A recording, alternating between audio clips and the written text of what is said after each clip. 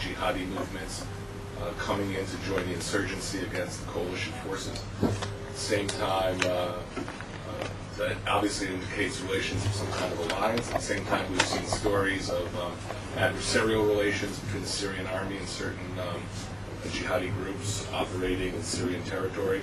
So to sort of make sense of this puzzling world of and somewhat murky world, I'll ask Professor Zisser to address all of you. One final note, when we get to questions and answers, it is extremely important, because we have a record of this, that you identify yourself. So please remember to say, I'm from this embassy, I'm from this newspaper. It will help us a great deal. Thank you. Professor Zisser. Thank you very much. Thank you very much for inviting me to address this distinguished audience. Well, I was asked to speak about Syria's relations with radical Sunni movements, but with your permission, I would like also to address other important issues like, for example, where Bashar is heading. And my answer is that he is heading nowhere. So what can we do? What more can be done in order to remove Syria from its alliance with North Korea and with Iran? What else, or what more can be done in order to engage Syria in a more positive dialogue with Israel, with the international community, with the United States? And with this, once again, I will answer there is very little, unfortunately, we can do about it. Now, since I have only something like 20 minutes for my introductory remarks, so these will be mainly some short comments, and I guess we'll be able to develop it furthermore during the second stage of the meeting, while I try to address your questions. As for Syria nowadays,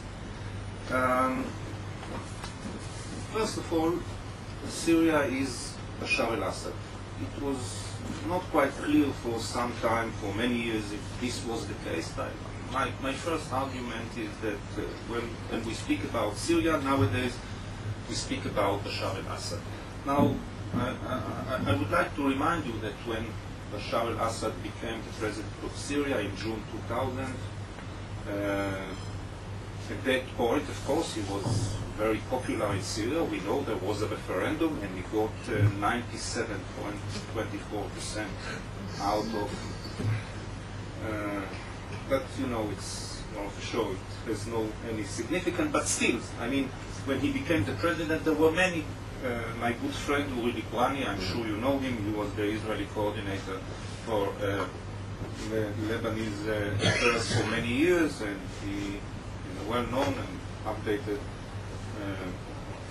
diplomat, was the Israeli ambassador to Iran, and he said in June 2000 that he doesn't believe that Bashar can survive more than a few months, because his argument was that Bashar is a young kid, the generals, the bureaucracy, the party members never accepted. This was the argument at that time. And Bashar survived for almost 7 years, and right now I don't see any real threat, any immediate, any acoustic threat to the stability of his regime. He made it, and the last 7 years were not easy at all for him or for Syria.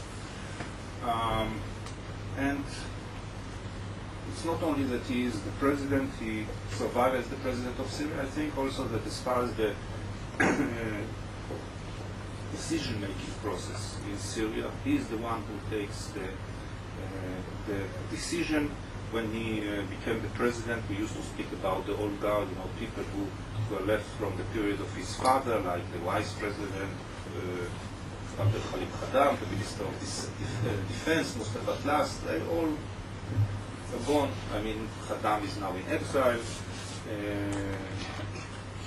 Atlas retired, and actually all around Bashar are people who were appointed by him.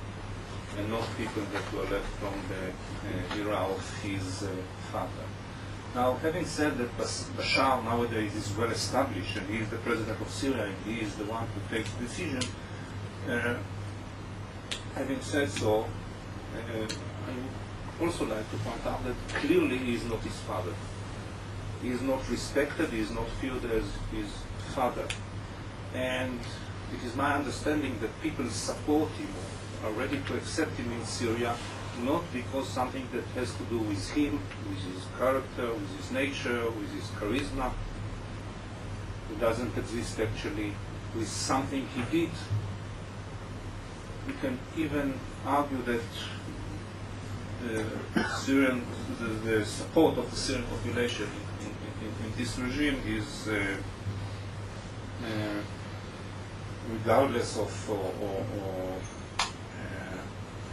clearly comes against many failures of this regime, and it's not because of, but on the contrary, regardless of all the mistakes he did. I think that the main reason for his survival is, or we can argue that actually he should thank George Bush for being so well established nowadays in Syria, because I think that the main reason for support is the lack of any alternative as far as the Syrian average citizen in the street sees it. What other option the Syrian average man in the street has to this unpopular regime? They can have in Syria free election where radical Islamists might win, and this is something that clearly the elite, the bureaucracy, most of the Syrian population, 40% out of which actually belong to religious communities, not to the Sunni community, but to other religious communities. So clearly the democratic option, which probably will bring to the rise power of radical Islamists, is not popular in Syria, is not an option. We don't have really a liberal, pro-Western democratic camp like, for example, we had in Eastern Europe when the Soviet Union collapsed. And also the American option, that is to say, to be liberated by the Americans, is not an option after what happened in Iraq. And indeed, on the one hand, the Syrians have Lebanon, where you can see this country approaching to a new civil war, this limited civil war. And on the other hand, you have Iraq. And it's not far away, actually. It reached Damascus, where you can find in Damascus and other Syrian cities, you can find almost 2 million refugees, Iraqi refugees, who escaped from Iraq. And when the average man in the street in Damascus sees the disintegration of Iraq, the chaos, the terror, well, he comes very clearly to the conclusion that after all, it's better to stay with what we have right now and provide us limited stability and security. This is the regime of Bashar. So that's, I think, is the main reason why this regime is popular. And we also have to admit that his animosity toward the United States and Israel, his anti-Israeli and anti-American rhetoric is well accepted within the Syrian population, and that's also, to a certain degree, a source for support for this regime. So the bottom line is, as I mentioned before, Bashar is there, he survived for the last 7 years, he is well established, he is the one who makes the decision, although he is not, clearly he is not his father, he is not respected, he is not feared as his father was, and it means also that as far as creativity, as far as political initiative, it's quite a question whether he can follow his father or whether he can come out with such big initiative while his situation is as I have just described to you.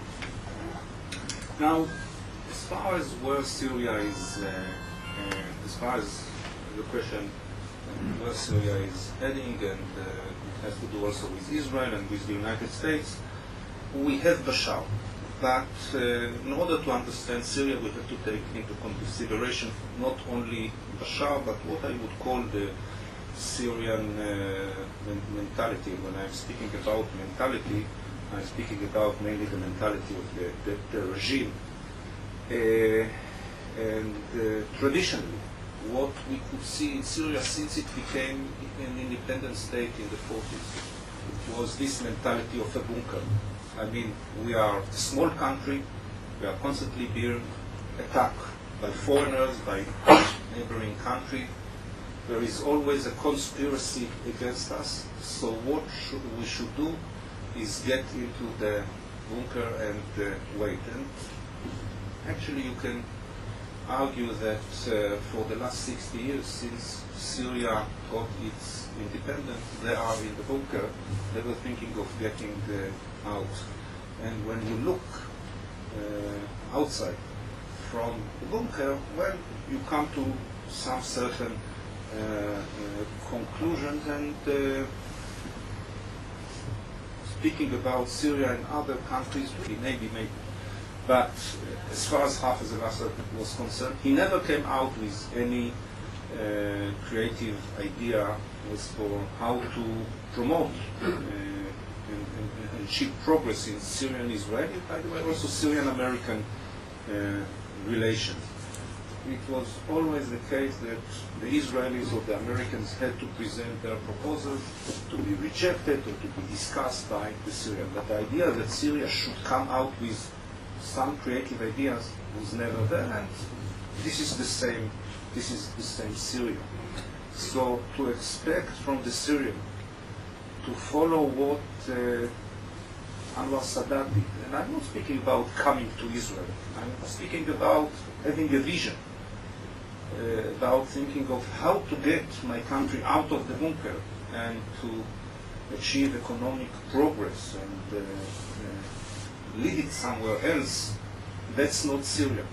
This was not Hafez al-Assad. As far as I can see it, this is not Bashar al-Assad. Bashar al-Assad as well. Now, during the last 7 years, if you look at what Bashar did, this is mainly a long list of terrible mistakes. In the early 90s, for example, when George Bush the father, after his defeat in the elections in 92, he came to visit his friends in the Middle East. It was early 93 or early 94, a year after he was defeated in the elections. He came to visit his friends. He visited President Mubarak, he visited King Fahd, he visited the Emir of Kuwait, he visited King Hussein. He didn't visit Israel because he came to visit his friends. As you know, Israeli leaders at that time were not very in good terms with George Bush the father, but he came to visit Hafez al-Assad. So American-Syrian relations are considered to be an asset for the Syrians in the good old days of Hafez al-Assad. Now, as we all know, American-Syrian relations were destroyed because of mistakes made by Bashar al-Assad. It is one thing to oppose the American invasion of Iraq. Many opposed, President Mubarak opposed, but this didn't turn him to be the enemy of the Americans. That's what happened with Bashar al-Assad. He destroyed his relations, intimate relations with the European Union, mainly with France. Jacques Chirac was his intimate friend when he became. The first visit he made was to Paris. He destroyed the delicate relations his father built with the Egyptians and with the Jordanians and mainly with the Saudis. Look at what is happening right now between Saudi and so, speaking about his father, he was smart enough to create this balance, this web of alliances that balance each other. I have a problem with the American, I'm going to the European. I have a problem with the European, I'm going to my Arab brother. This doesn't exist anymore. But Bashar al-Assad survived. Now, as a Western observer, I come and argue that, well, during the last 7 years, Bashar missed many opportunities. During the last 7 years, he destroyed the entire building which was built by his father. During the last 7 years, he actually left Syria where it was, undeveloped country, with increasing economic problems, with no even slight chance for any improvement. But this is from my point of view. From Bashar's point of view, of course, this is different, because as Bashar sees it, many Syrians see it this way. Syria was coming under attack. There was an American-Israeli conspiracy to hit in Iraq, to hit in Palestine, Lebanon. Syria was to be the fourth stage, and actually they survived. So when I come to you and say, well, this is a story of a total failure, it didn't lead Syria anywhere, the answer is, of course, that, well, I survived the attack. And as I mentioned before, that's what the Syrians are doing for almost 60 years. And this doesn't bring them, unfortunately, anywhere. I emphasize all these things in order to understand some of the problems we are facing right now. Because, I mean, the intimate relations with Western countries, with America, with Arab countries, these intimate relations were destroyed, but at the same time, intimacy was created, intimate alliance was created with Iran, with Hezbollah. Bashar was pushed to a certain to the corner, and now we are asking ourselves, first of all, how to remove him from this intimate alliance with Iran and with Hezbollah. And the second thing, we hear from him very often that he is interested in peace negotiations with Israel, and what should we do about it? Now, as far as the alliance with Iran, I do accept that it's not a natural alliance, and I do accept that, I do listen to those voices. I'm not sure that they are coming from Bashar, but from some Syrians close to West, the foreign minister, others, who say, help us to remove Syria from. I do listen. And I think in Syria they do think about it, and they are worried about the implication for this intimate, too intimate alliance with Iran. I also listen to these voices coming from Damascus, to actually voices coming from Bashar himself, that he is interested in peace negotiation with Israel, and I tend to accept that indeed there is readiness.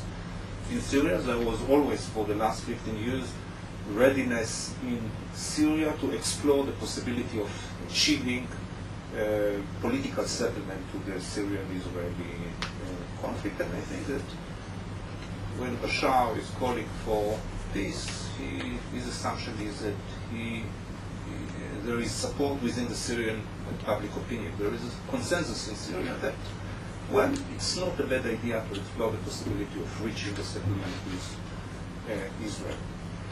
But my argument is that it is not enough. It's not enough. Because what Bashar wants from the American right now, and there is a debate in America, should we engage ourselves in a dialogue with Syria? My answer to my American friends is a dialogue about what? What Bashar wants from America is to capitulate, full capitulation, a total American withdrawal from Iraq. There is nothing to discuss. Bashar will never discuss with the Americans the possibility of providing any help for stabilizing the situation in Iraq. He's not happy about the chaos. He's not happy about this process of disintegration.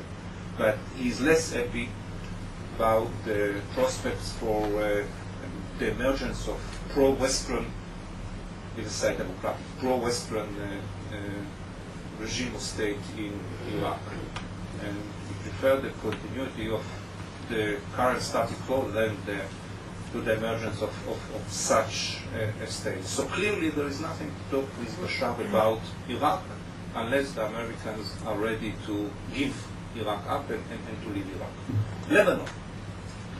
There is nothing to discuss with Bashar about Lebanon unless you're ready to give Lebanon back to the Syrian, like you did in the 80s.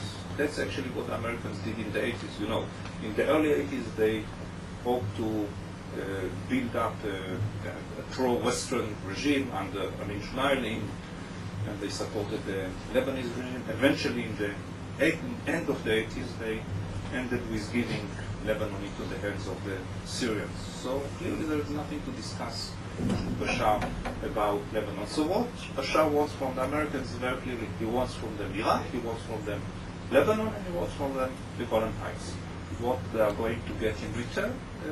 Friendly dialogue, like the dialogue they were engaging in the 90s.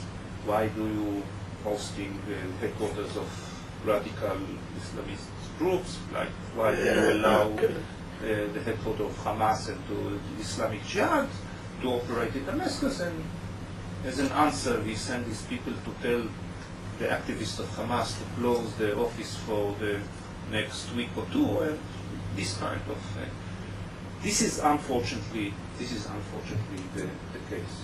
Now, as far as Israel is concerned, yes, I think we can achieve peace with Syria if there is a strong Israeli leadership or strong Israeli government who is ready to accept that there is going to be a peace process where Bashar is not giving Israel anything in return as far as public diplomacy is concerned, as far as gestures are concerned. And you know, frankly, that this cannot happen. I mean, I don't need to explain what Israel and America can and should do about Syria. Of course, you all know they should be engaging. But what about the question of what Syria should do? And this is, I think, the problem. Bashar is interested, but it's only a theoretical interest in having peace with Israel. He doesn't have this eagerness, decisiveness, courage that we saw when Anwar Sadat came to Jerusalem. Of course, Egypt is not Syria, and Bashar al-Assad is not Anwar Sadat, but I'm speaking here about courage, I'm speaking here about hunger for, or eagerness, or vision, and unfortunately we don't see it in Syria. So unless you have an American administration, maybe we might have it in the future, who is ready to give up Iraq, who is ready to give up Lebanon, I can't see any improvement in Syrian-American relations unless there is an Israeli government who is ready actually to take all of the way to Damascus, give Bashar what he wants, and to know that we are going, of course, to get peace agreement. This is very important. Security arrangement in the future, maybe the removal of Syria, maybe in the long run, but nothing immediately in return that you can present to the Israeli public. If there is such a strong Israeli leadership, well, it can wear up, but the problem, as I see it with Syria, is not only with America, is not only with Israel, is mainly with Bashar al-Assad, who is not ready to go anywhere. Who is not ready to go anywhere, who has no really a clear vision. As for the question whether he wants to see Syria in 5 or 10 years, or is still in the bunker, doesn't ready to get out of this bunker. And unfortunately, if this is the case, it will be very difficult to move things ahead and to bring Syria to change its behavior in any of the problematic field, Lebanon, Iraq, Palestinian arena, and so on and so forth. So, unlike the Palestinian question, here in Syria we have a partner, we have a strong partner, or at least a certain degree strong. We have a partner who has expressed his theoretical readiness in making peace with Israel, but unfortunately it's not going anywhere. And here I comes, I feel obliged to say a few words about my title. Now, it happened to be that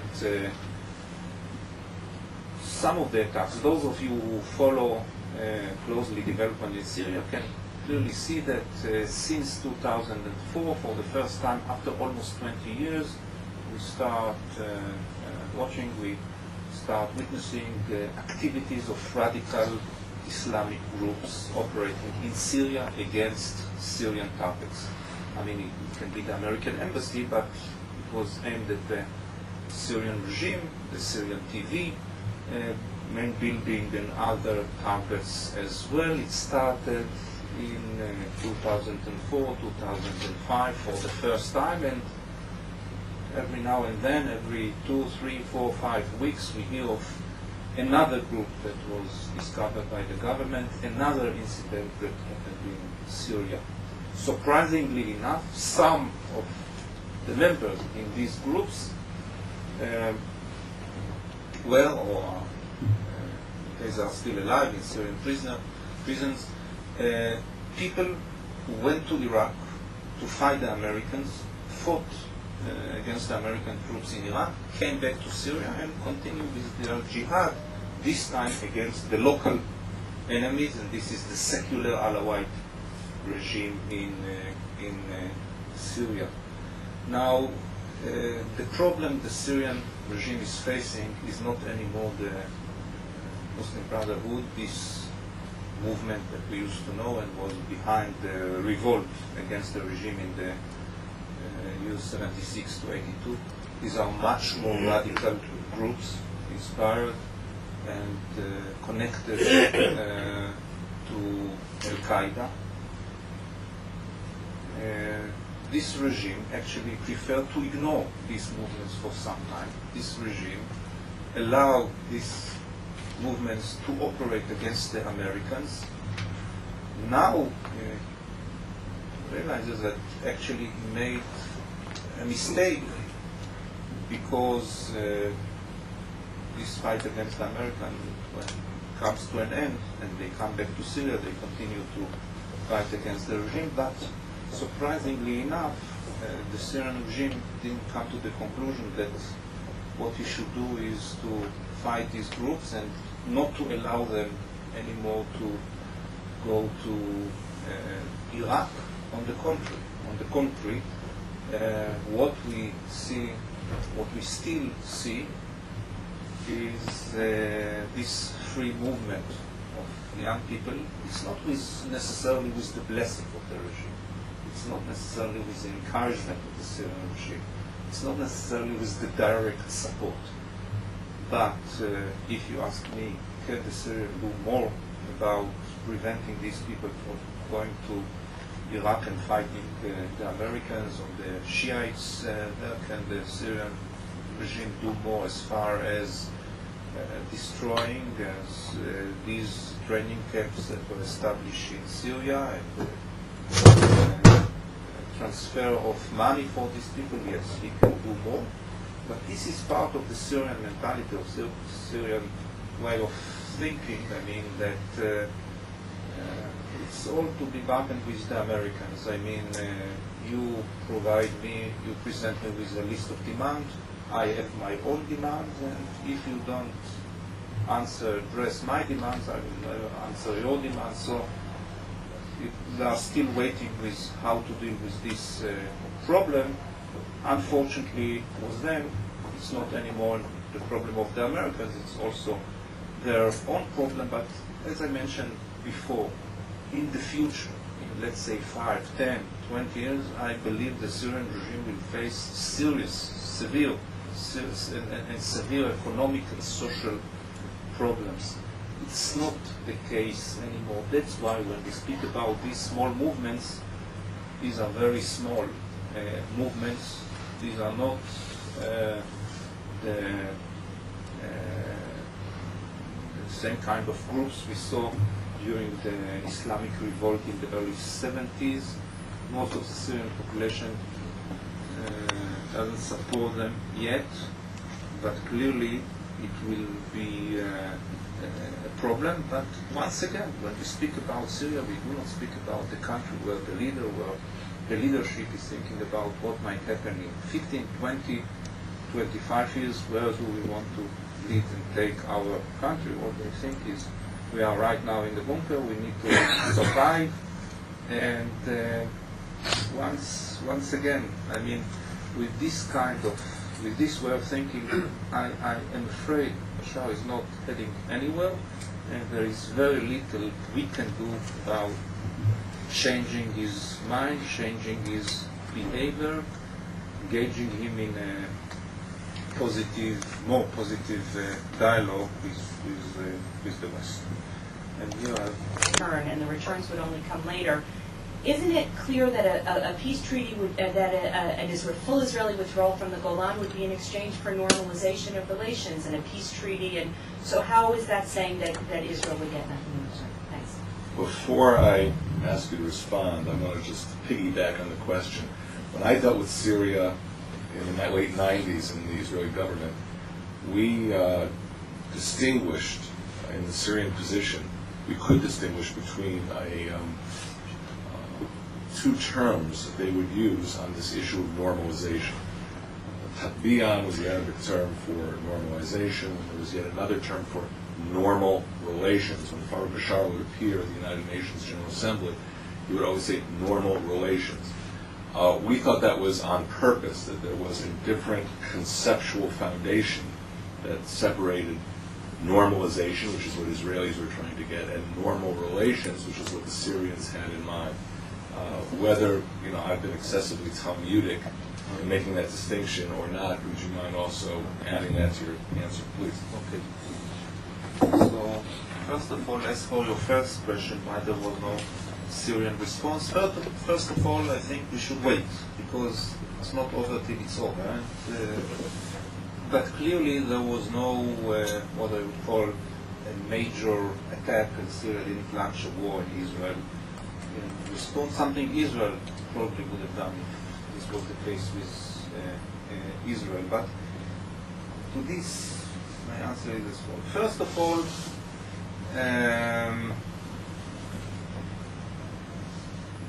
as we all know, during the years 2000 to 2007, during the 7 years under Bashar al-Assad, Israel twice attacked Syrian positions in Lebanon, in April 2001 and July 2001, retaliating on attacks on IDF positions by Hezbollah, killing almost 20 Syrian soldiers. Then in October 2003, Israeli aircraft bombed the deserted training camp, Palestinian training camp, 7 kilometers north to Damascus. Then in 2002 and 2006, twice Israeli aircraft flew over the palace of Bashar al-Assad. In all these cases, there was no any Syrian response. There was no any Syrian response because clearly the Syrians were fully aware to the balance of power between them, lack of any balance in the military, as far as military balance is concerned between them and the Israelis. They were not interested in engaging in a total war with Israel.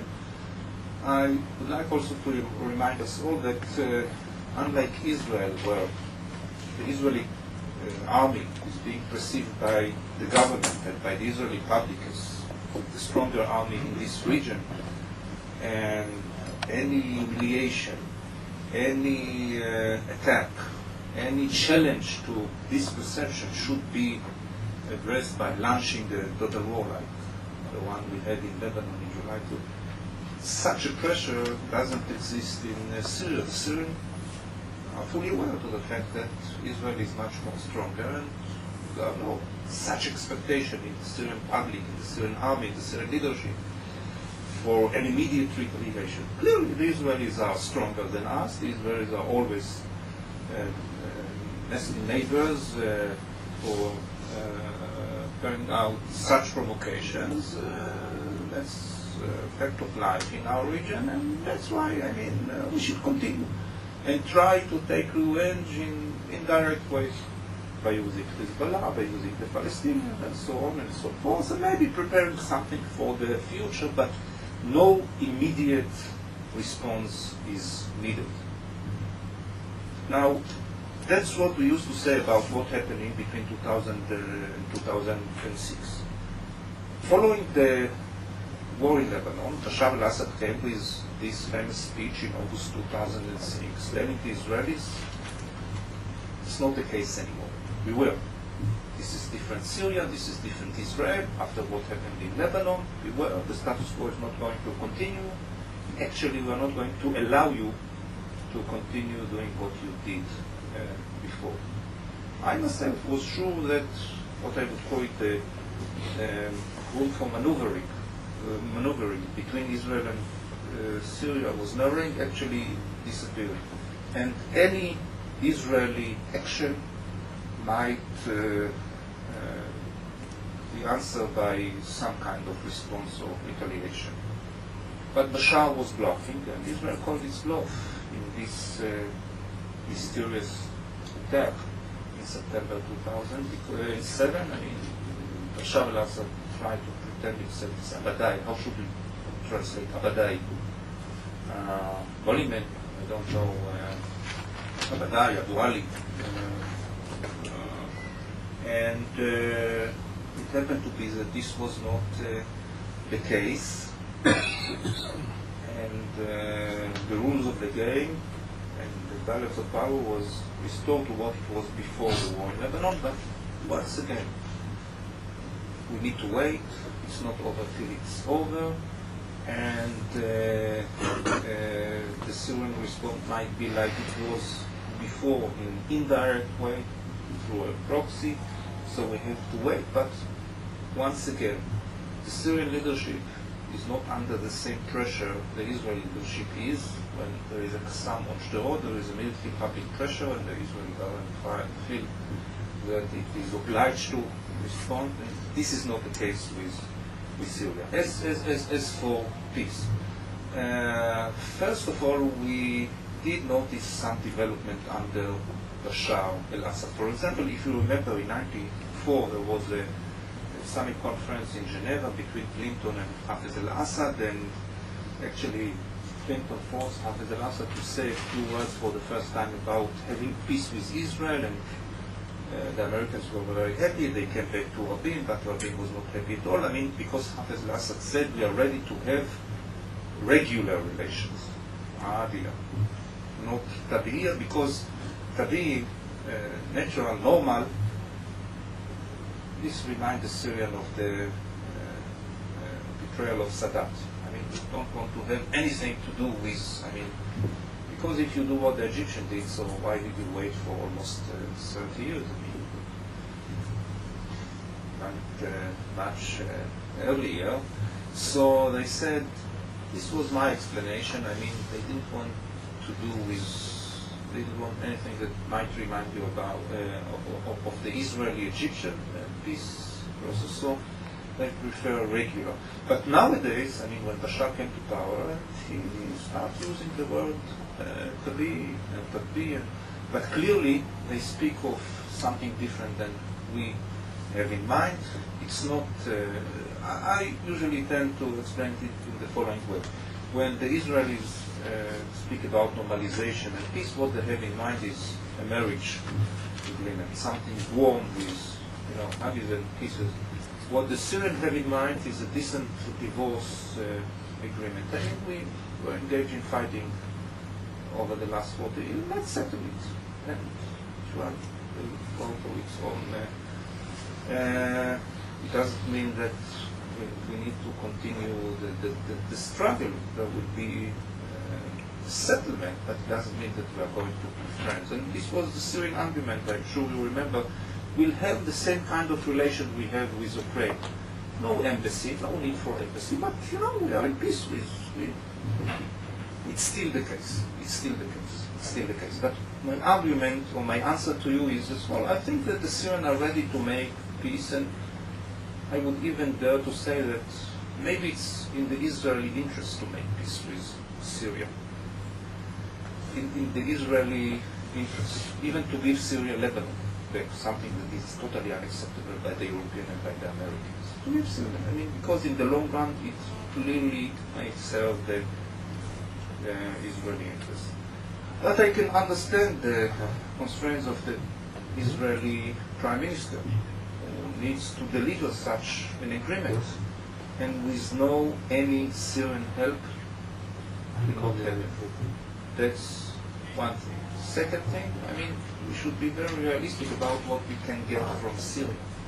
What we can get from Syria. Syria is not to become a close ally of the United States and part of what we can call the moderate state or the moderate camp in the region close to. It's not the case. It's not Egypt for many historical reasons. Egypt is a big country with a long history and tradition, with self-assurance, feels secure, feel sure of itself. This is not Syria. So, what in the long run we can get is something very limited.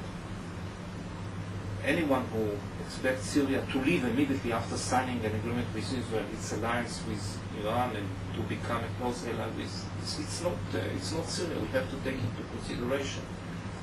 So speaking about this agreement with Syria, it can be achieved, but the problem is that the price is too heavy for any Israeli government and that with this approach and this mentality, this way of thinking,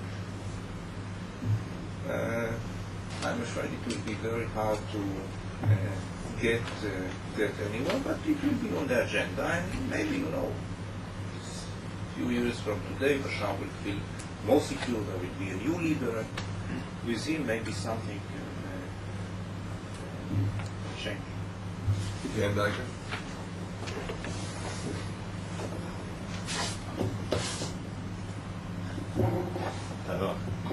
Professor Zisser, from a Syrian point of view of the Islamist influence in the region as really being the overriding issue for Arab regimes, why would it be in Syria's interest between now and into the coming years, in view of the fact that it's in the strongest possible Iranian-driven and sponsored network, receiving hundreds of millions, I've seen reports of $1 billion a year from Iran, factories.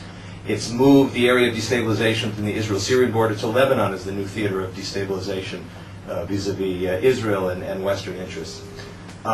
It's a conduit, of course, into Iraq. So from its point of view, to get the Golan Heights back, the trade-off for it seems to be so great to give up Lebanon and its influence there, and everything else that it gains from Iran right now. What from its point of view, would it gain by getting the Golan Heights and going to something perhaps with the United States-sponsored Western interest that's unsure, and giving up a sure thing, which is this strong alliance that looks at the rest of the Arab world and says, look what I'm in and look where you are today with respect to Iran? First of all, I fully agree. I mean, we have to understand that as far as the alliance, this unnatural alliance with Iran, of course, in the long run, but the immediate problem in the eyes of the Syrians is what they consider as the immediate American and Israeli threat to Syria. The enemy is quite clear. The threat is quite clear to the Syrians. They really believe that there is an American conspiracy to take over the Middle East. First stage in Iraq, Lebanon, Palestine, to help Israel improve its status in the region. This is the immediate threat, the goals and the aims of the American administration. And when this is the immediate threat, we have to take all these concessions and to become more close with radical Muslim movements, with Iran. And by the way, the Syrians were surprised to discover that actually their readiness to cooperate with such radical Islamic groups helped them in a way, because take for example the Jordanian Muslim brothers. They, for some time, not anymore, but for some time, they supported Syria. They supported Syria. They were, I mean, whenever I read about meetings in Jordan where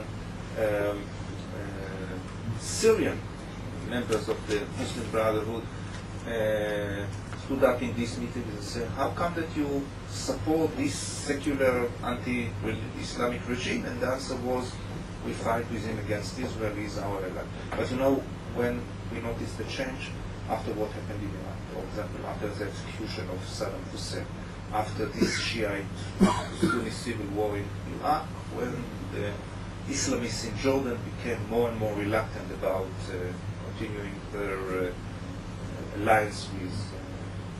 But Hamas is clearly an alliance of interest.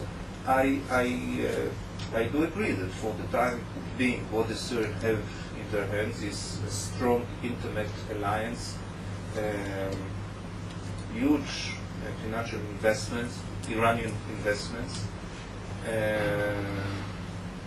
This alliance gives them legitimacy domestically, makes the regime feel more secure. In the long run, there will be a problem because this regime is secular. Bashar al-Assad is a total secular. He's the only Arab president who doesn't start, speeches with Bismillah in the name of God. He is totally secular. The Syrian society is much more secular than other, even nowadays, and the Alawite community is still very secular. And where secular, they're actually not. But I would say they're not Muslim, but very secular in their way of thinking. So in the long run, and also they feel themselves Arab. Now look at what is happening in Iraq. Iraq is not the Arab country they used to know before. Iraq is not Arab anymore in a sense, and maybe there are many in Syria are not happy about it. I mean, the natural place of Syria is with Egypt, Saudi Arabia, with Arab, and rather than not with Iran. So in the long run, it may. But that's the problem with Syria. You never think about how great our situation can be in 20 years if we do this, if we do that. We only think about this is a threat, we have to deal with this threat, we have to overcome this obstacle. Never thinking about it's never zero. Yeah, that's the problem. That's what we saw in Syria till today, and unfortunately that's the situation also right now. Lemmy?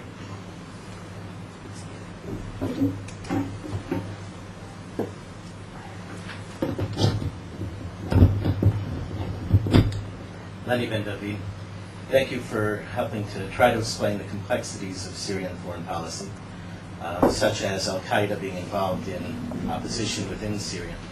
My question may make it more complex. The United Nations came out with a report this week blaming Syria for rearming Hezbollah and for their activity in Nar al-Barid helping a group called Islam al-Fatah, which apparently is a Al-Qaeda related organization. That's right. So we see two sides to, or multifaceted aspect to Syria's foreign policy. So if you can explain that multifaceted, and I'll just add one more to throw in more, make it more complex. Any indication of Iraqi Baathists still being in Damascus? Okay, where should we start?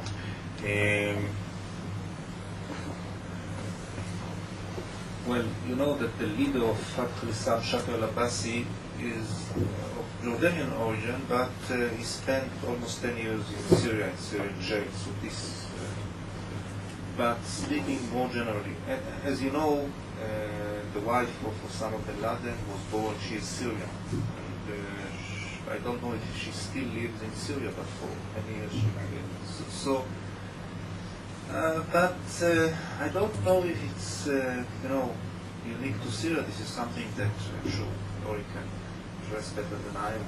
The Saudi approach to, I mean, on the one hand, on the other hand. But as far as Lebanon is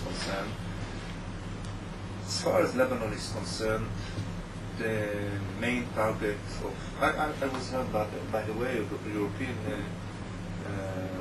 politician visited Bashar al-Assad, and when he was speaking, it happened only a few months ago, and Bashar spoke with him, Lebanon, the tribunal, Hezbollah, the accusation, the senora, for almost 45 minutes, and then the European politician, very carefully raised the question of, okay, what about the Golan Heights? And then Bashar said, yeah, of course, the Golan Heights too, but Lebanon is very important. Lebanon is very important because, sorry? The primary. Yeah. Why is that? Because the dynamic, what is happening in Lebanon can develop to a major threat to the stability and to the survival of the Syrian regime, the tribunal, the emergence of pro-Western or anti-Syrian power in many things. By the way, who is to be the first in the list in Lebanon who is not ready to have the Syrian back in Lebanon? Hezbollah. Hezbollah is the most friendly power in Lebanon to Syria, but they don't want the Syrian to come back to Lebanon because they have their project of getting control over Lebanon. They are doing well. It will take them time. They need the time. Demography is on their side, but they don't want the Syrian to come back because the Syrians with this divide and rule, Amal, Hezbollah, Shiites, this will be the end for the dreams of Hezbollah. So, but once again, the immediate threat right now is the American presence, is this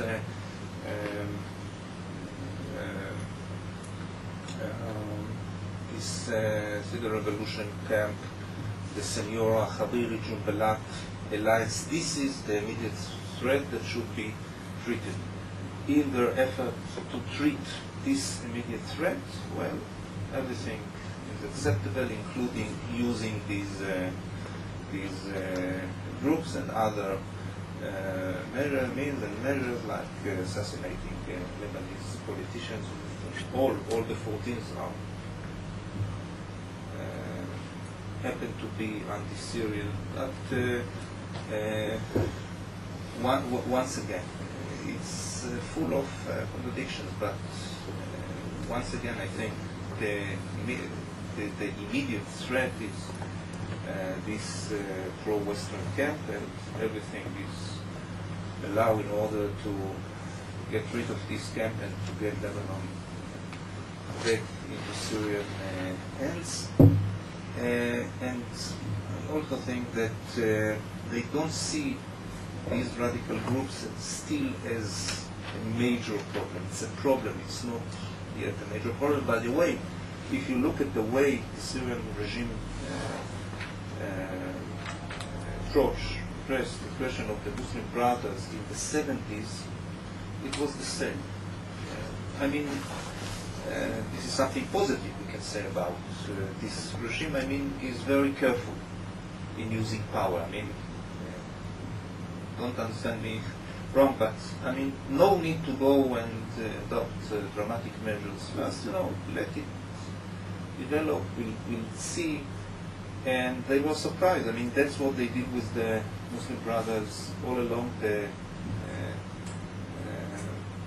70s, still in 76, they revolt, and then they had no other way than option than to suppress it very. But till then, they actually preferred to ignore it and not to be engaged in bigger civil war, bigger conflicts and clashes with the population. So that's the answer. Iraqi ban. And now the Iraqi Bas, yes, there are members of the Iraqi Bas, but once again, it's a problem. Because first of all, Syria is a small country. It cannot really influence developments in Iraq. But they do understand that they need, some. Now, this Syrian behavior and the readiness to help, to support to a certain degree these Islamists made the Shiites very anti-Syrian. The Kurds were never too friendly with the Sunnis, but who are the Sunnis? You have the tribes, so you can see the Syria trying to play with some of the tribes, and then some of the Baathis, but at the same time good relations with Iran and with. So once again, I don't think it's really, they too don't know what to do with Iraq, but they know one thing, I mean, the Americans should go. Should leave. Time for one more question. Ambassador of El Salvador, thank you very much for the lecture. You keep mentioning the lack of creativity. Yeah. Now that it would be lack of creativity in the path to peace. Yeah. But the nuclear program seems to be very creative, very ambitious. Yeah. That's one question. And this is just a yes or no answer. Has there been any movement towards becoming more religious among the Syrian society like the other Arabs? The answer is yes, but not among the minorities. For example, the Alawis are totally secular, still very secular, but the Sunni majority, yes, they are becoming more and more, and this could become a challenge to the regime. Now, as far as creativity is concerned, we are speaking about economic life in Syria, we are speaking about social life, we are speaking about any aspect that have to do with daily life in Syria. As for the nuclear project, well, it's very interesting. It's very interesting if it's true that such a country like Syria, but once again, first of all, it's quite logical. It's quite logical. I mean, the Syrian, if you follow their logic, already in the 90s, they came to the conclusion that there can be no strategical parity with Israel, so instead of investing our money in buying more tanks, we'll buy missiles. And they already, developing chemical weapons. So it's actually the same logic of, that's one thing. Second thing, I mean, the lesson that drew from Iraq. I mean, Iraq had no nuclear weapon and was destroyed by the Americans. North Korea had nuclear weapon, and that's why the Americans prefer to engage in a dialogue, and actually the regime survived. So, but as far as the Syrians are concerned, in many of the cases, what you can see is that actually this intimacy with Iran and with North Korea and with Hezbollah, in many of the cases, what you can see is that these are actually the Iranians, members of Hezbollah, proved to be much more creative than the entire Syrian army, the Iran to North Korea. So in this case, I would argue it's also what I would call another disturbing proof of the fact that Syria is becoming not an equal member of this alliance, but client of Iran.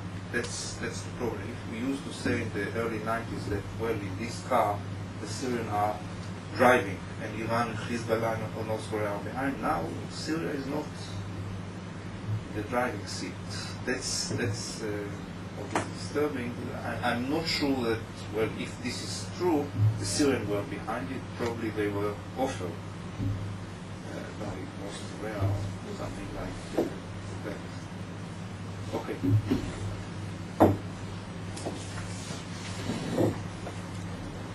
By the way, Professor Zisser, your last comment reminds me a bit of what Ambassador John Bolton was saying when he spoke about this issue. And he didn't so much put the onus on Syria as on North Korea looking for places to park its illicit program around the world. And a client state maybe has to accept to be a parking lot from time to time. But this is all speculation, and who knows. Anyway, I want to thank Professor Ayal Zisser for joining us for this very important ICA briefing. Do we have invitations out for an upcoming affair party? They will be coming. Not yet. So you'll be hearing next week from us, and thank you for attending. Thank